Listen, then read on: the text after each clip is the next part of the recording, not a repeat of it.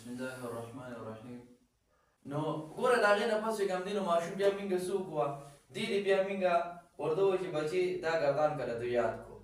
نو لومړني فرصت کې د دې چې کوم دی نو مونږ په دې په معنو باندې پوهېږو چې بچې داخله ماضي ده او یدخلو چې کوم دی نو دا مضارع ده.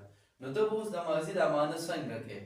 نو ده ته به ووایو چې د ماضي دا معنی به چې کوم دی نو ته تېره شوې زمانې سره کوې. لکه دلته کې ورته ووایو چې داخله نو داخل شوی و هغه یو کس و د نن نه 2 کاله مخکې یا میاشت مخکې یا هفته مخکې داخل شوی و.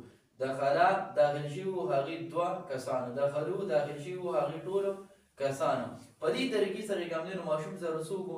ماشوم سره چې کوم دی نو لومبۍ د ماضي ده چې کمې صیغې راغلي دي نو دا په دې طریقه دولسیه جزء ثاني کې دا چې ورته په هغې کې ورپیټ کړو او د یو ماضي د ګردان چې د غونډ ګردان کې اخره پورې کوم راغلي داخل نه پورې د دې د معنی د چې کوم دی نو ماشوم د څوک و دا دی ورته چې کوم دی نو برابر کو په دې باندې د ماشوم چې کوم دی نو څوک و هغه دې پوهېږو.